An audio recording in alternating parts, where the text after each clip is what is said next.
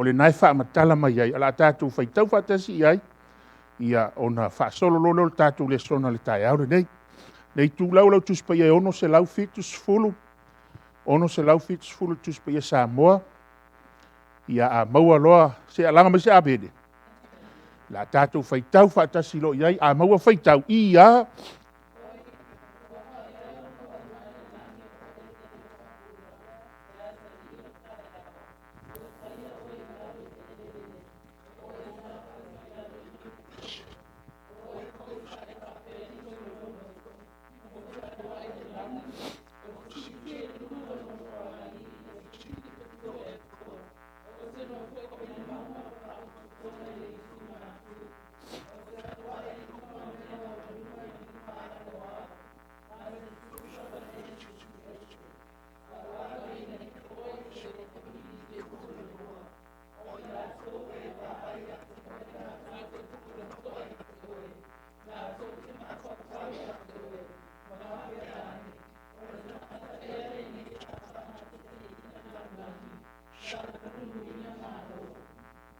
ia le lei, whaafeitele tu lau. O le tusi leo Isaia, ua whaamatala i le mea Satani na whai. Ai, o le whai upu e se fulu me lua, ua whaamatala ai mea na whai ai Satani. Nai whai mai whai upu e su me lua se tātou ko ova iai. Whai mai se fulu me lua, ua oi, ua whaapea ona pa mai le langi o oele ua pupula lea. Lea ta lii o le tae au. Tau te sida fia. O mea na whai ai Satani e lea tua. O maa Taua. O maa e whiila i la whai. Vai foi a e o le tae au. A e oso mai le la. Vai atu i lau la au ma le vao. E susou le sau. E i ila pe a oso mai le la le tae au. E whape nā le ata o Satani. Mea na whai ai Satani. O maa Taua. O mea whiila i la whai. O Satani la o le mea na whai. Mea na le whai mai ele tusi o Isaia, oi tā lofa, o oe le ua pau mai, o oe o le atali o le tai au. Le anga a salwifo Satani. E whea langu lanu wai lo le tino langa o mea na whai ai. O Satani o le mea na whai. A o Yesu o le alo o le atua, o ia o le atua. Ai whai mai lo le whaupunga o le Isaia le tātou te whaitau iai. Ua taia oe i lalo i le ele. O oe sa whaato i laloina nuu ese. E rawhau po simantoru. O oe foi. Sa e whapea i foi lauloto. O te aluae i le langi. O te si itia i lunga lo no whaari i a sili i whetu o le atua. O te nofo foi i le maunga o le whaapototonga. I le itu i maa. I maa tu whamarifusuma le whaa. O te alua i lunga o mea mawalulunga i lunga ae o ao. Ma te tutusa ma le siri. Oi ta fefe, o le mea na whai. O Satani o le mea na whai. A o le mele o tupu, wa wha mawalunga. Mai fo le wha mawalunga o Satani, whai mai. E mana o e siri lono no whali, ia siri atu i ao le langi, ma siri atu i whetu. Ina ia nofo e tutusa ma lea tua. A o le mea na whai. O ia o Satani o le mea na whai. A o le mele o fia iai, wa fia atua. Wa fia atua wa mana o e si ia e lono no whaari i le langi. Le wha maua luga la leo Satani. Le wha maua luga leo Satani. Le ne whai mai lo le. I le wha mtalanga i le tusi ale tato iai. Whai upo e sifuru whana iai. Whai upo e sifuru lima. A wawe ina ifo oe i se oli i tu ole. O le lua te mila le wa tau le tau le langi whaia ina tongi mai lo i lalo le paneta le tātou te iai. Amen. A o i le tusio Isaia, o le wa tatalai ma wha malamalama le winga o Satani. Le e aduei nei. Ia vale fula auto, o le autu la o le vai aso le tātou te iai. O le taua mulimuli, a e a Satani ma e ua toe. Ia vale si mai lo le tusio whaalinga lo mta au pues fuma le lua.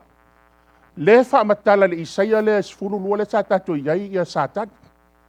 A o le Isaia la sifuma lua, wa review ai loa le mea na tupu ia Satani le langi. Amen. Ia wala auto, o le whai upu e sifuru e fitu. O le taua wa amata mai fea. Le langi, ai sea, mana o Satani e si ilo no whari e tutusa ma le atua. na fai lolo le taua le langi. Tau lolo le taua le langi langa ua wha maualunga satani i le atua. A o satani o le mea na fai. Ar fai upu la, ar whaalinga la lea, ua review la iloa i le mea na tupu. O le taua ua whai le langi. Lua, o le taua i le vao satani mai. Ma le tamai ma moe. Le wha matala le whaalinga su, lua le review na i le tatou Lesona. E tau le taua. Ai fai mai, e manu malo le tamai ma. E manu malo le tamai ma moe i le taua. Ia valai, a o weapon, ai fai tau le whaupusutas, o weapon na manu malo a ia, le tamai ma moe, ma i lato i le taua. O weapon ia. O weapon. O le toto le tamai ma, o le toto le tamai ma moe. Ma le opu ala lato, mau. Amen, church? Boys and girls. Amen. O le toto, ai fai tau le fai upo sumaltasi le whalinga le sulua. O au penga ia. O au penga ia na tau le taua mo satani, fai a ingai satani. O lea, o toto le tamai mamoe. Le toto le na tafe toto i kalevario. Le opu le lato mau. Sola scriptura. Ua na o le tuspa ia lava. Ua na o le tusipa ia lava. Se me se apet. Ue pela na whaungaina. Le si tatu wha solo pe review i al wharinga lea. Fai opo sifuru tolu anga i sifuru fitu. Wa tau loa satani marfafini. E vai fwoi. Na umalo na tau le tau le langi satani matama ima moe. Fai a inga le langi. Tuli mai loa. Le fai mai ia le isa ia le tatu fai tauina. Wa la foi foi lalo i fe se oli tu e lua. La foi foi lalo. La tau. Wa la foi mai lalo wale to e mo se be le langi no foi. Ai sau loa. Oso mai lo il fafine. Se sau foi malo lo. O le oso mai ale sau loa tau le tau ama le fafine. Le ato le ekalesia. Se me sabe. E le ngata tau le tau ama le fafine. Ai fai mai fai upo sfuma le tonu. O la le fai e satani. Wa fa sa satani i le fa. I le fafine. Ai fai tau le lei ai fai mai. Wa sau le wa tau. A le satani wa fai. Wa fa sa le fafine. Ia mai foi la o tau ia tatu le matua. A ese matua sawa. Ea. E te fa sawa ia fa na o sa. O le voi fa sa. O le voi fa sa. A le na satani le fai le kalesia. O le voi fa sa le kalesia. O le voi fa a mai a onga fa vale le kalesia turo a onga se le kalesia. Ele a le na satani na sasa. Ia vai la sasa satani. A fe lua se rau sutau sanga na sasa e satani le kalesia. Amen. A le fai opo la sfuma le fa. Wa sasa. Sola lo le kalesia i le vao. Wa sola lo le fafina i le vao. Wa sola mai le vao le ato ame. Le ato tato Amerika. Na o intia e ona inea. Ua mai hoi pālangi fa me o lato e ona. A o intia. Sulu lima le sfulu hono. Ia baila. Sola lo le fafina i le vao. Ai le malo lo asatan. A le fai upu la sulu lima le suma le ono. Ua aluwa i me lo satani le vai. Ua ale me o tupu le fafine. Ta fea lo le fafine. Ia baila. Ua ta fea le fafine. Ona o awa onga se. Se o mea se awa onga. Ai ale awa onga o kirisimas. Amen. Tau sila fia te mi fatoa a ulotu ea uia. 1979, le kalesia. O le wha malu ia kirisimas. Le ai o le winga lau whamtalang. E le tari tonu o kirisimas. E le ai fo ni la au kirisimas e mai tonu o falsa.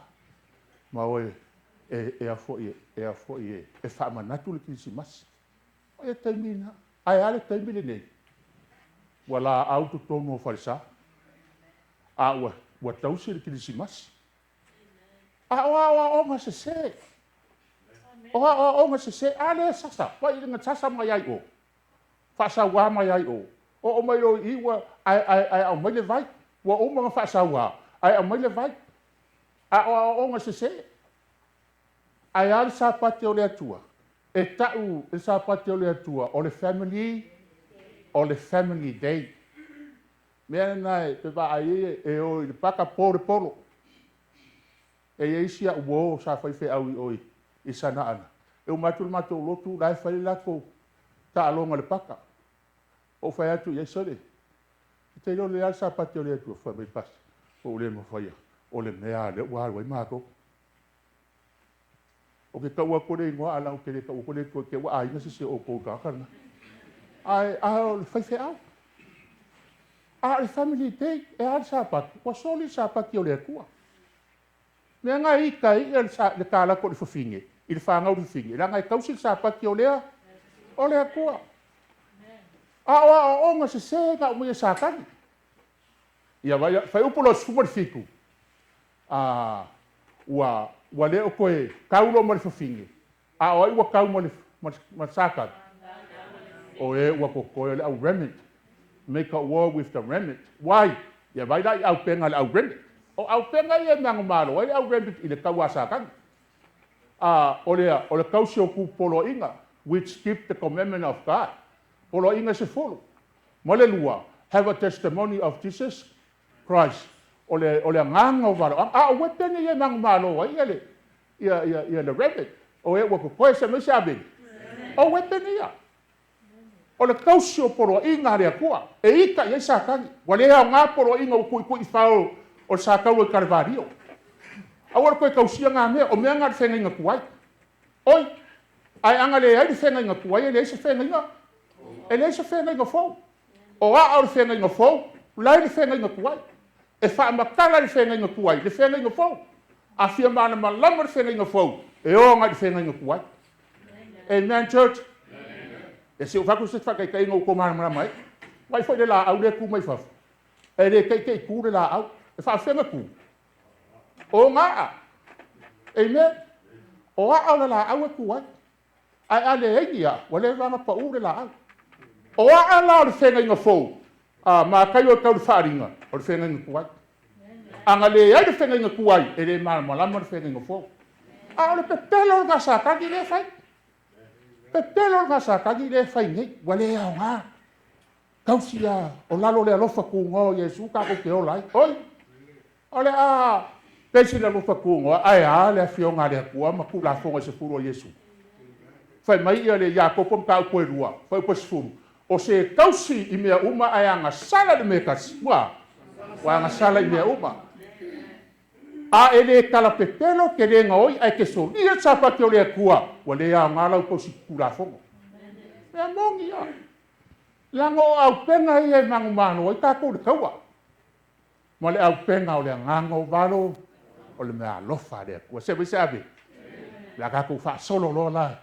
O le kaua mulimuli. Vao sakani mai o koe. The last battle between Satan and the remnant. O le kaua mulimuli. La kako oro la I le maue a maka kako le songa. Le wa umaga reveal wharinga. La kako o whai kau kako maunga I lunga. Ia.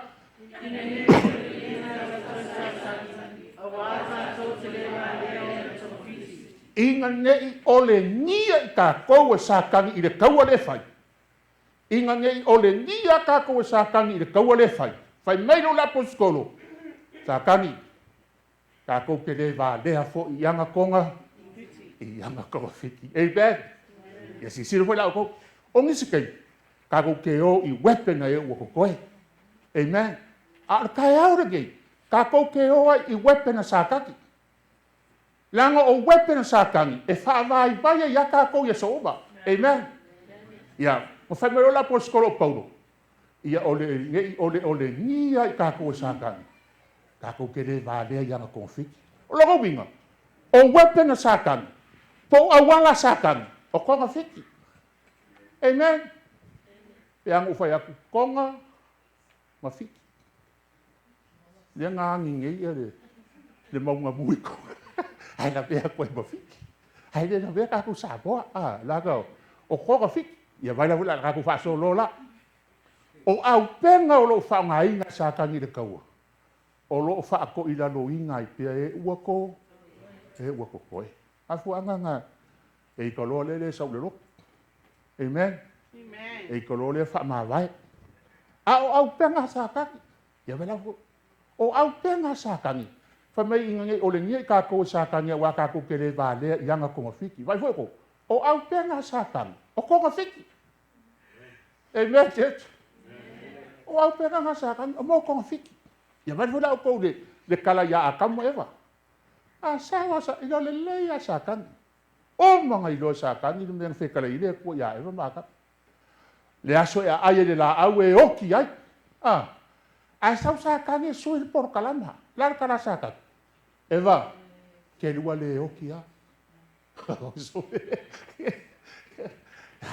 Te rua o laso te rua ai pe o rua e pe o ni ia kua fa longa kunga e yo o ia ale si a kua amen oi fo ia sikinga sikinga ngalo ya lo le singa amen le singa amen le singa le wa kuri mai o e le kua ke sa ke fa longa fa se a sa ka dia eva ni ke awa so ka se ya ai ar ka wa fai mai loma masaka o le aso te ua ai pe o rungi a kua pe o rungi a kua ai lo ma sao la saka sao saka inga ai lo eva ele yoki ai pa me saka ke wale ave o pe ngi kua sao saka ngi le yoki ya vai la ko o le afa la ngar ko ngafike saka nga ma o le si afa ele fa makala uma saka ngi ya eva ke woki e sa o le ku ke wo e sa o le yoki ua o mai le yoki kangaka le ka ke yoki e o le anga sala ka mu mai se yo fo ya eva ya nga sala eva ko fo ya ka mu ya se fa pe fo ya ka eva e se lo le ma fo fa amen e fa mai le ku ale wo e sa mo le pu ale wa sa mo le pu ala sa le apa ya ai ma we yoki ya yoki ai le ga wa ko ya ka mo ya ka eva you man so sweet ai no va ya le la ka ko fa pe ye e be o fa pe le ma ide e la vella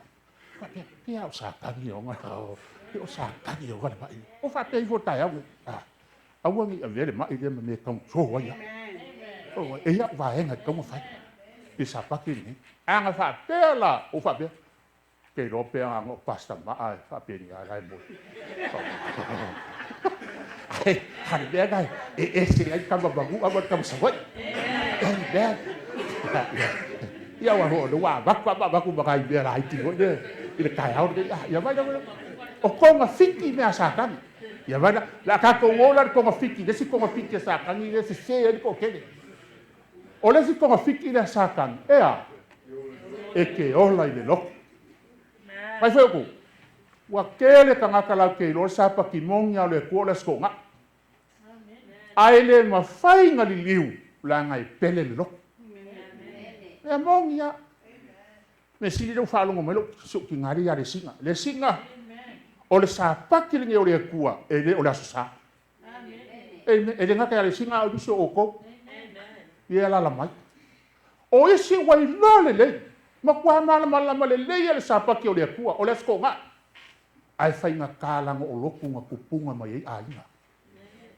o le loku ale ngai pasta ya fa o le loku ale ngai ngaola o feoki e makua ye ma fai nga li o le loku ale ngai fa ko ma ko e maku ainga pe ma ko li loku se fa ko amen o ai o la soifua le akua o ye pule le akua e fa ko e makua o le kusa o le keru ai la fa ma guia mai le akua ya o amen le ngang ko amai le fe au mulimuli ya i le ko inga le o e li le kusio o malaki sa e li e fa li lo ko makua i fanga o makua o fanga o la ko makua nge o wa ku makai le mu i le fa ngonga al kasi le ko fiki saka e se ma o kuspa ia yo e la ka ko wo fai kau ngaru ngai fa so lua ia le ko sensasio ia lola le ai ala se iso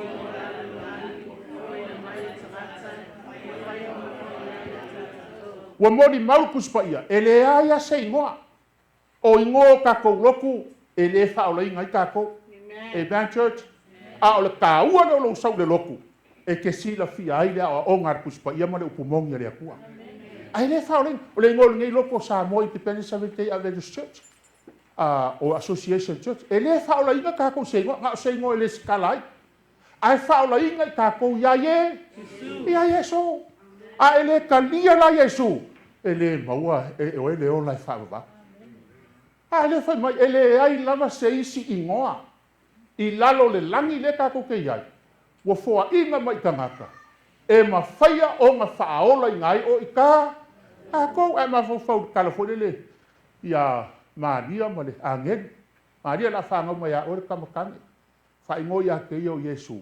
Ai sea. E whaaola e ia longa ngu ai a la kou anga. Yesu e whaaola i ngai kako. E le whaaola i ngai kako se loko. Whaaola kako ia Yesu. Amen. E loa fo ia mai hose whaikau i ia.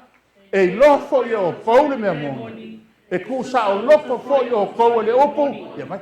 A o inga kako i loa le mea moni le akua. Le afionga le akua. Kako ke sa o loko ai. Amen. E leo le sa o loko. Kako ke oa ia soni ai polo inga le akua.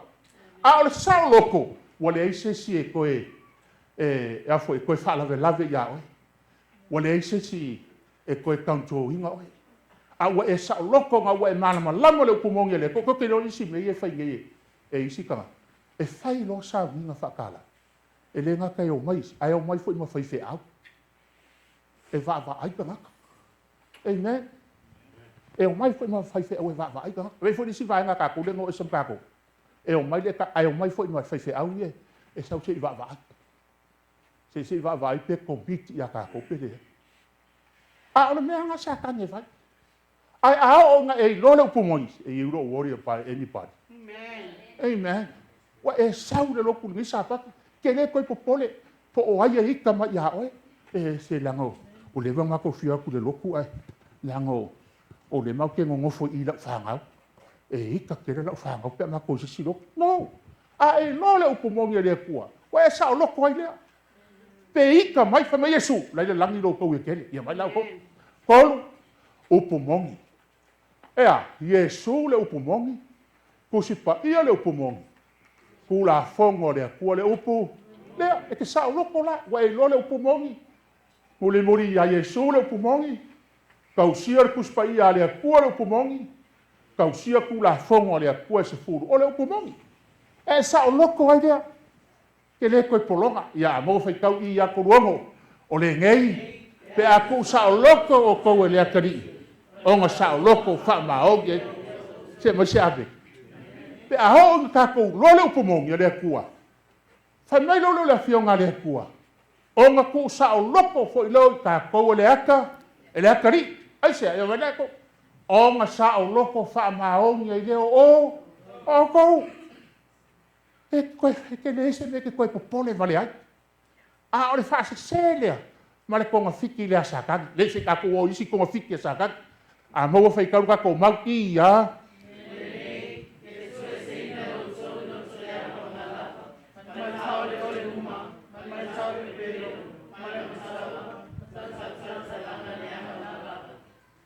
Kasi ia konga fiki asakagi. Kasi ia au tenga asakagi. Le ko i lalo i le kaua e o koe. Ia mai la. Au tenga ia saka. Ia mai foi. E ko i lalo a lesi o le mele o le loko leanga. E sa. E ko i lalo a lau kaua ma sakangi o le loko leanga. E ke kaua ma sakangi. E o lo inga. Ia mai foi le wha makala e. Pasa wese le pole skofi. Mo u whanga foi e. E wha makala lolo wha maongi le kaua lea. Nga kango kwa sa kangi langa ua loko leanga me ilo vai la le ai nga pa ma molo mai aku ya o loko leanga lo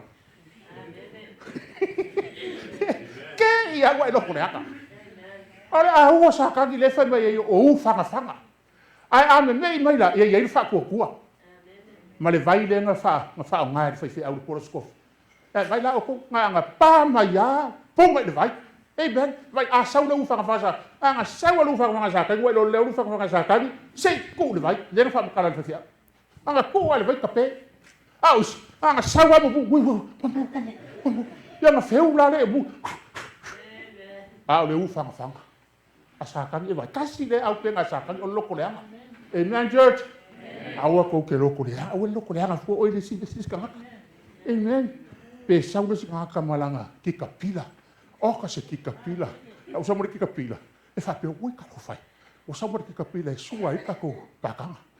Ia e o so foi o sa mo le lo. Ai o so sa mo le lo le fa ba for ai. Amen. Ai o sa mo ki ka pina ha pe. Ai foi po fe me nga mo la ki ka. E ko koa sa kani au penga ia ka ko ia vai le si au penga sa kani o le melo le fa ole ole e ia isi wa leva ngalo loku ai fai me fa ole ole le ngalu ngale pua ina fa ole ole au penga sa kani e ka ko ke fai inga ni ka o le si au penga o le kaua se fai mai foi pe pelo ole a vele au penga sa kani o le kau pelo ia vai saule si mo le pepelo ha saule si mo le pepelo ala pole si mo le pepelo o nga kau pepelo ia le kau mo le pepelo le si ala ku kau ko pepelo le kau ko fa me sko inga ma ko sorry se ku ia lo la wasa se te wa malo ke le au mai a li o lo ua le a a le pepelo o le ma kwa pepelo a pepelo ale au penga sa kani ya kako ia ku ia la kanga kanga le lolo a ka ko ia lolo so ia la kau perpelo ai mai se a ke do mai se a me o ngal wenga ia susa amen wes ko lo bes wes au i le wa ale wo vai aku vai foi ngai ko ke ku mai ai le lo lai le sa ha la kau perpelo kasi le au penga le ko i lalo i kele le kaua. E whaia i ngarka ko kaua o le mene. Amen. I o lesi au penga o le makaua. E whaia i ngar kaua o le mene. O lesi la au penga le sole. O le kau kala le. Le anga. E le leile le ia se mafukanga. Whioa i ama kari e. Se mafukanga. Ai ke i a ua whai u ia kau kala le anga. Ke i a ua we. Ia au ala ko o ke mo lo e ma saulo mo fo ele APC PEFT HIK wa le longa le mo upo sa a le kau kala le anga church wa SLM o kau kala le anga amen nang o au penga sa kan ia vai la ko pai mai lo le fau kuanga e ku ese lango ka ko o wa ko koe o le ka ko ke fia mangu malo le kau am sa kan ku ese ai se aku ese ai ya vai la ko le mau a mo fai kau ia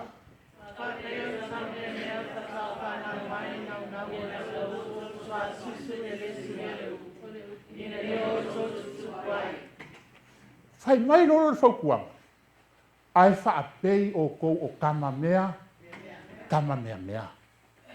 amen a ia fa pei o ko o kama mea e a kama mea o kama mea fa ko a fa ngau mai le pepe kangi al sua susur kinga inga ia kupu ai ba ola fa me lo fokua ma ia ngau o ko i le sua susu ele suia ko ia sua susur kinga ia wa ma fanga susu le pepe a sua susu le kau kale le fionga le kua o le sua susu le amen o le fionga le kua inga ia nga yo ko kupu ai ia bana a ola inga kako fa sanga le sua susu le ai e sau au ia ko ngafiki sa kan au e kupu a vai fa kuspa ia o e kupu o pe o koriaka e sau sa ka o ko inga hala wai kupu ia vai a ele alu sua susu le fionga le kua e sau au sa kan au e alu dal e le foi la le alu dalo e fiu sa kan e ka fanga mai ala pupu ma sawama sawapa nunca e ve aya ka ko kopu ai ko kopu le fionga le kua amen ka ko ke mang malo a mo fai kau ia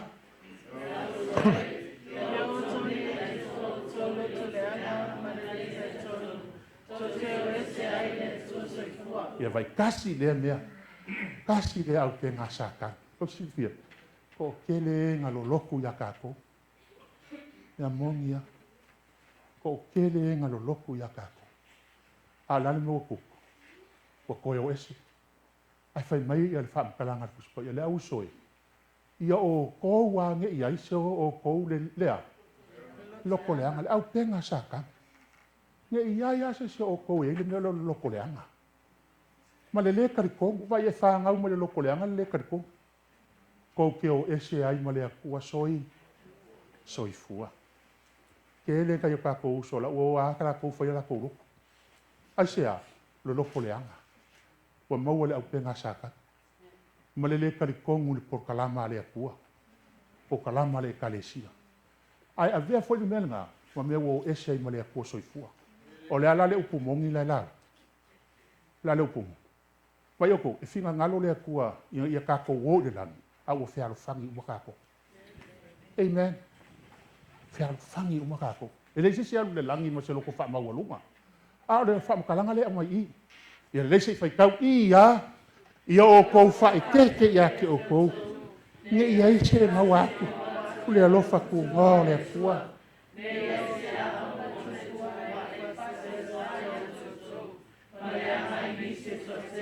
Ia le lei. Vai foi o koule e karesia. O le kāua i o le maule. Fai mai le aposkolo. Fai keke o kou. Ua kaukala piko ai kongo le karesia. Fai keke a o kou. Nge ia isea. Nge ia isea kasi. Nge ia isea kasi le mawaku le alofa ku ngā le akua. Nge ia isea o onga e kupua e whaaso e saia ke o kou.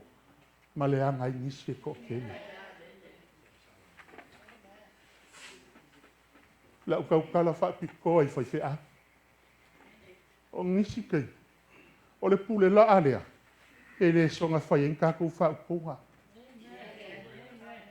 No, e le whai e inyau si o. Langa o ia i ene pa ia o le akua. O i e au mai e le whina ngalo o le akua i longa ngau. Au nisi ki. E whai e upu le mawhauwhau a kako. I'm Pacific i a mako nge whai whea. O mga o ai e kauwhi ofisi o kaukala i whai whea. A langa o le mea nga happen. He happen all the time. E le mawhai langa koe kauwhi lo nguku. Langa wa ulewa ai al kako nganu e ngā u lose me whale kongo. Kaunga u kaukala. Kauanga u kaukala. Pai a kako au ngā rea kua. Kako kere koe whengi upu lele lunga i. Ai sea, alele. Nge ia sea o onga. A whai o au o le a o onga. E le anga o mai oko. E anga o mai oko. Kako kere koe whengi kako sio. E kako ke awai mamaka ka ulai soi fua le akua. Ai sea, whai mai le mau. Whae keke. Whae keke a.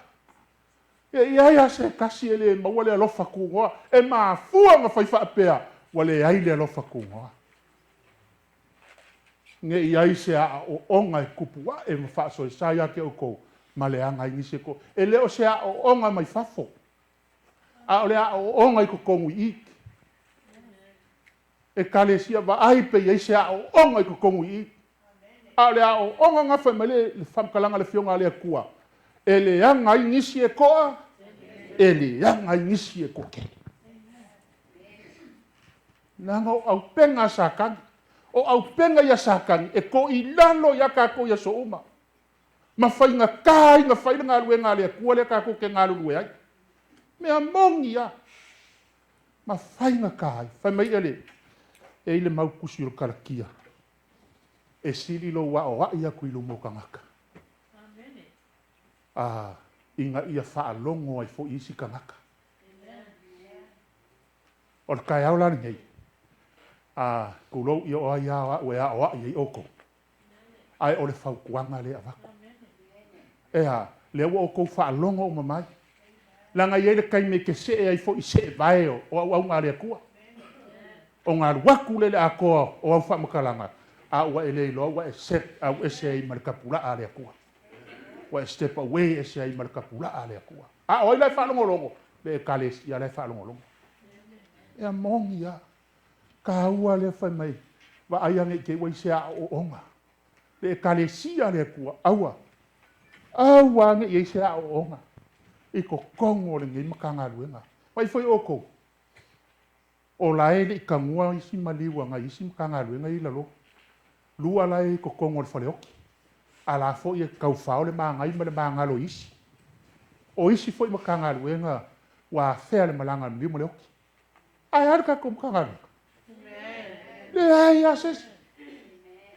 Nga e hoa nga o mai. Nga o mai ia ie e o ia kako. A o lea lofa o lea kua ia kako. Keilo, me fo nga. E le mawhai e inga ngūro muku. O ke kau sao pai ake o kou le me ke kaunga whai. Ai sea, langa o lai soifua ma whaafafonga lea kua. Pai voi o ko ngā whaamamao lea kua le ngai mai makako. Ai au mailo ngā lofa ku ngoe kai dai kako, ma le kako ngā luenga. Au penga ia sākangi. Au penga ia sākangi le kako ke ko i lalo ia so uma. Ia lei, sei whai kau kako mau i ia.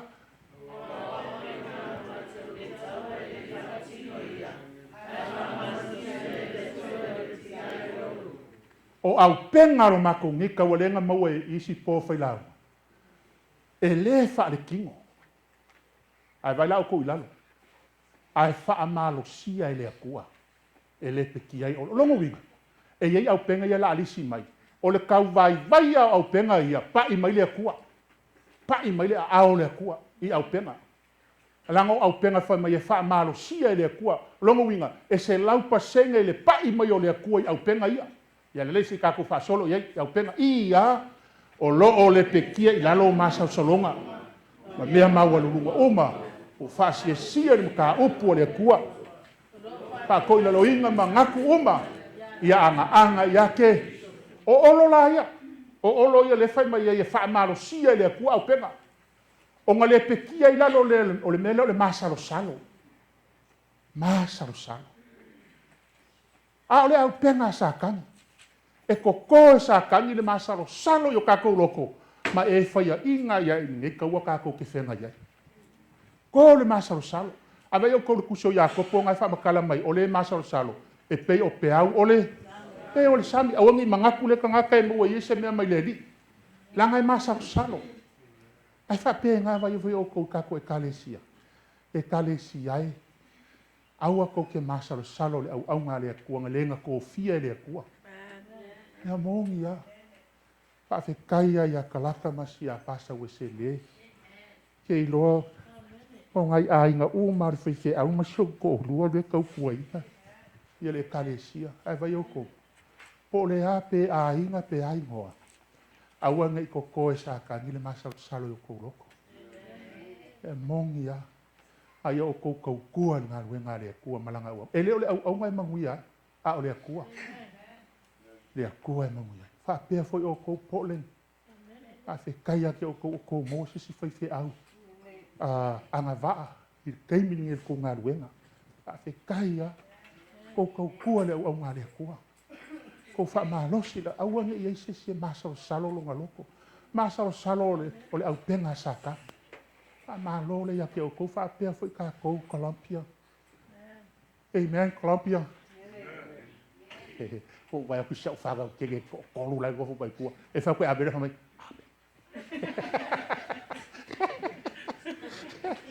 Vai oku. Wa ko maua se fai fe au anga va. Ke me sa mene Colombia. Ko maua se au nga le aku anga va. Vai fa ko ki nganga mai le au nga le aku. Ai fa ma losia. Vai foi o ko mo se au nga e so anga ko. Pole ko inga e fa ku ro. Mo la ka calor ko. Ya ko ka calor mo ko inga. Vai foi o fai fe au mar kai ko e ku fa kas ya vai o lo ke lo ma ama la ke ku fa kas ya o vai agora o calo se uso pari pa per caro pari de kuai au mai se so ma ke ku fa kas me fa amen that church pa fe kai ava i vo le isi uso ya ma kai akalo ko ke ma fa fe kaya ke ro ko ke o manga ko ke alo lofa ma ya ui ile ma ile mo ya nga ko alo lofa ko ale ko mo ava yo le lofa ma kai ama ke o le fale ko yo mai anga po Ai anga po au mai vai. O lau ke ka o maa. Ele iloa ke mama maka lo maa nga po. Wa whaale ku ia uwa ele iloa e maka ia. A o vai o au. Se e ai kene pālang.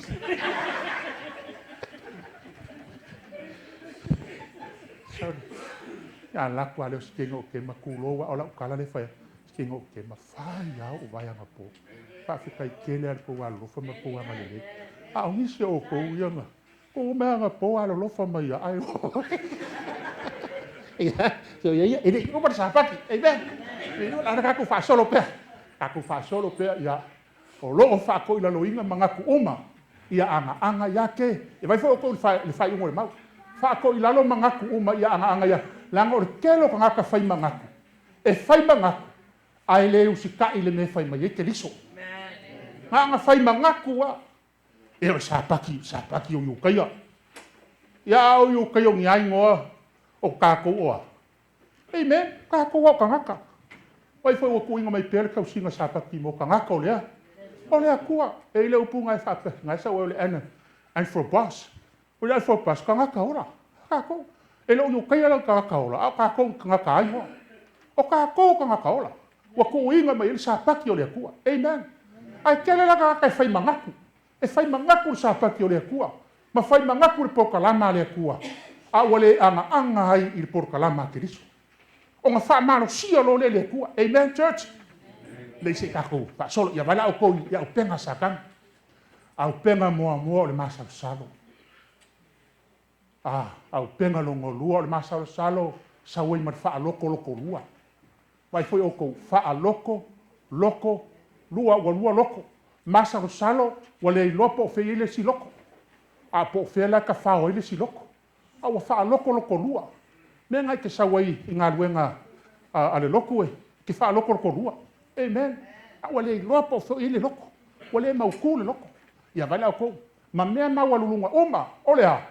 O loko e whainga kā. O whainga kā loko.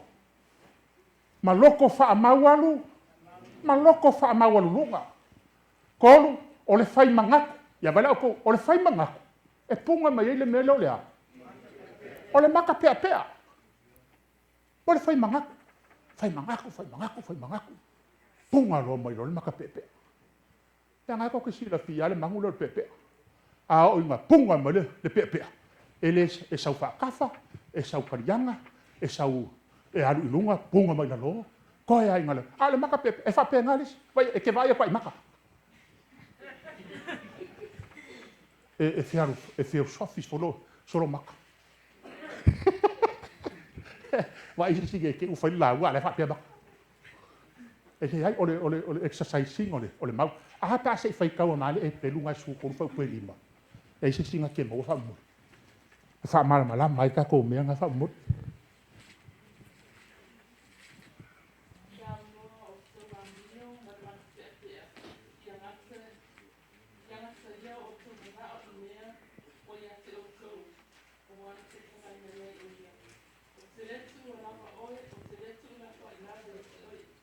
Vai foi o kou mau. Ia ungo o kou malea. Lea mbio ma le maka pea. Fai mai lole vai ngale si mau ea. Ia ngaka i o kou manga.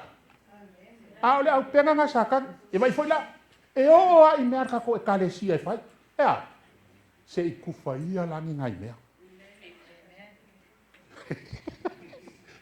Se i o la. Le kai me kufa i mea. Ki o mai ia momori o fai fe au. E o la kai me kufa i. O le a inga e le i fai se makafale. Ke i awa makafale. Pape e kai minga. E a sao church.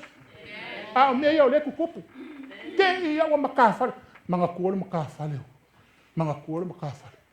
A fai lo isi mea le kalesia. O ia le makafale nga a inga. Le makafale. A e kofa lo mea. Ia o mea aia. Ei mea. A fai mai whamakalang. Ia ke ama oko le maka pepea. Amen, church. Au le au penga sakan. Fai a inga i le kaua. Le kako ke kaua. O le ngei.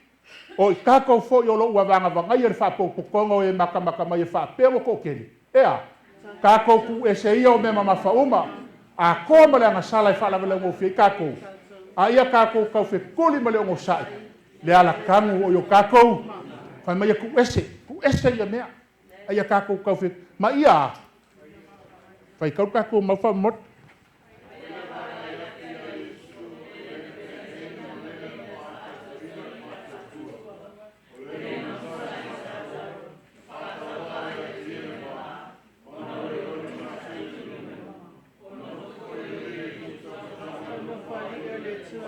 Lei fa fai tele kulava vai lá le carro ole mele fa no fa o pois fulo le ka ku fa ku ese mea mama fa uma ku ese mea mama fa uma o le ale si mea mama fa le ka o fa ka o le mele o le ka se fa ka uma ya se fa ka ko ga fu i va fu e mama fa le ka la ngai fa mai le mau le fionga le ku e mama fa le o ngonge o le ika le vale ya mo kua siri anga mama ala ne me fa kusa e siri nga mama fa le ika le vale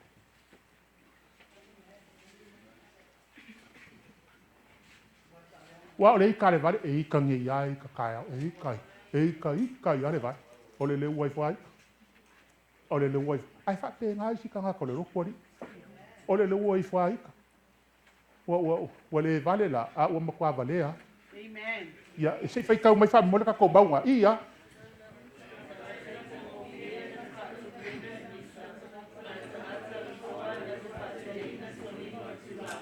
Va vai la o ko u po le fakau.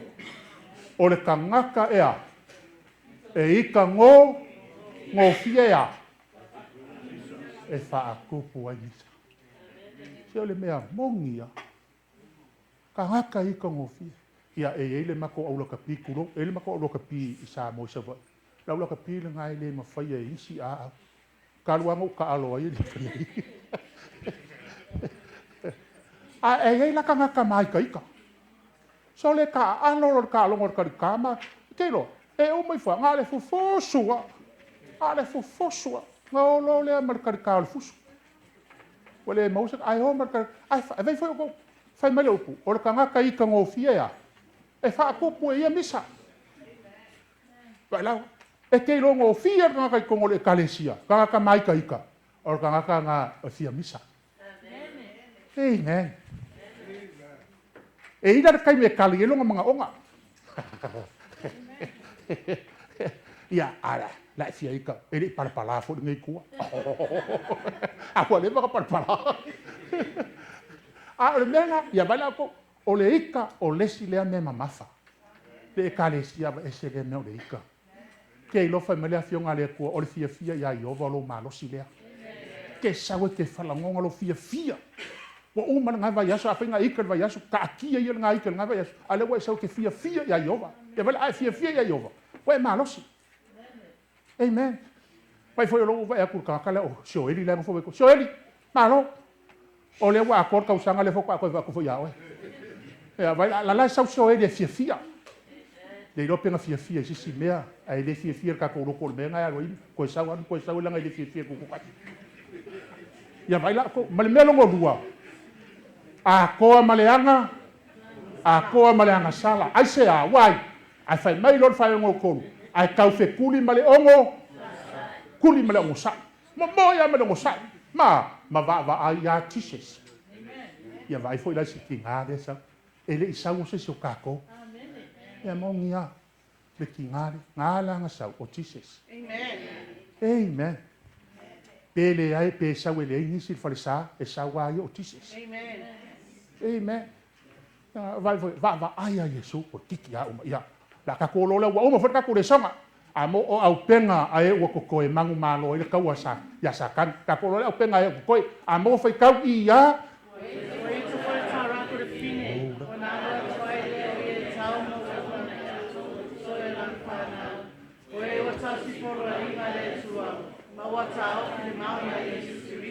Au penga ia le remnant. Kau se kula fongo le kua. Amen. Fa maong ia o le kau singo kula fongo le kua. Ele se lau pasenge lau kau si kula fongo. Ele ia se ka ko se lau pasenge. A o lo wa lofa ia Yesu. e mafua ai nga ele koe ngau. Esa. O lo wa lofa ya Yesu e mafua ai nga ele so. Ia sa pakio Yesu. La fa be Yesu ia su fatu lima. A fai ke lofa me akia. Kausi mai o polo a. O kako wa lofa la ya Yesu. E kai kako ke vai vai ai. Pa u ai. Kako ke koi lalo ai. Ai kako ke koi lalo. Ai koe fa malosi. Lesi au penga ka ofi le mau ya Yesu. O le angango valo anga. Hold on. The testimony of Jesus Christ. Ka ofi le mau ya Yesu. A o ila ko uma ia. A o ila ko uma o enga kalia o ia. Ka ko kua no msuafa. Nga ia vaku ia o le manguia. Ia ve da ko. Ia kasi le mau si ki el po. O au penga ia le remit. Ai foi o ko le mau le. Au penga mua malo ai. O lo kalia o Yesu. Receive Jesus in your life. Kalia Yesu. Au penga mua nga. Ale mawhainga kako kalia Yesu. Ele mawhainga kako mang malo ni kaua. Amen. Eva ai mai sakan. Wanga o Yesu ale ola. Receive Jesus. Lua kua le suafo Yesu. Ke mang malo ai. Amen. Kolu. Maua le manguia po le power. Lenga wha makalanga po. Power. Po le tunamis. Po le dynamite. Po le whangaia. Le wha makalanga whaifiau. Ele pala o ke siso kako. Le whangaia ngā po le power le wa ia oe. Wa o mai le kua. Ke mangu malo ai. Se sila mai sakangi wa ia oe le power. Le power le nganga pa ia. E ka fita i sakangi manga konfiki. Maua whaikau kako mau ia. Wa o la ko uma o e wa whangau mai le kua. E mangu malo la ko laulanga. Le foi le mangu malo e mangu malo le laulanga. O lea. Ia vai la ko. Au penga mulimuli lea.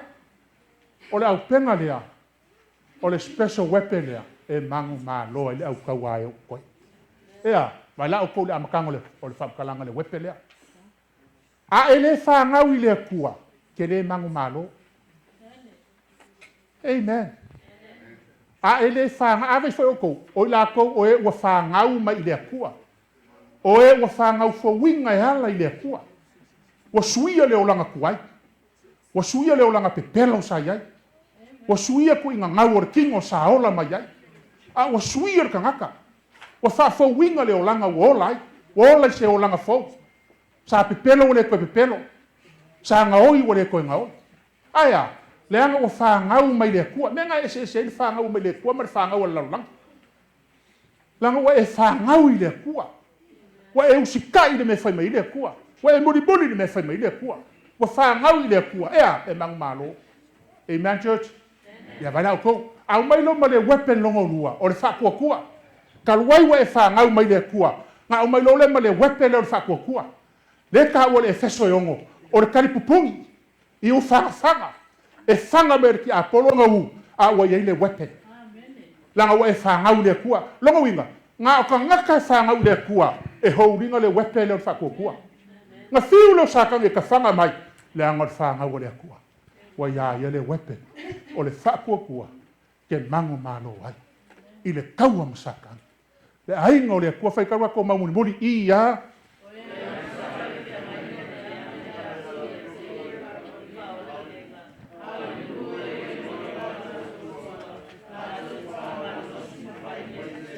O le ngongo ka kia ia whamkalanga ka kangi ai au mai Yesu ka kongu. O le ka iau le ngei. Whai mai o le ngu o ai le ngu o pole. Kalakamas, le ngu o kalakamas. Le ngu o pole. Le ngu o Kalampia, le ngu o Seattle. Tacoma ma Alaska. O ia ngu. O e ua i loa lo lako wakua. O ia mu. O e ua i loa lo lako wakua. Ea. E wha manolos. Ma whai me kele. Le aingo le akua ringi kai au. O au penga ia kako ke mangu malo. I le kaua masaka. Au alawangi i mangu malo saka. Ma ngā au penga ia i kako ringi kausa. Ai kako sa iri mangui o lo soifua le akua. Ea mai le malosi kako ke mangu malo. O ngo Yesu, amen. Māku ka mapa i ai awi i o e whawawā. Kaila ua fionga na māku whalongo ni kai au. A vea upo la ua fionga e koe whala i a. whamangaku ia i mākou. Le kāua o lau whiriwhiringa nga e wala uinga i mākou, Iesu. Whamanguia kele i lau nguu le ngai sapaki. Whamanguia i lau a fionga, Iesu. O ngā lau suafo mākou o le wala awa koe.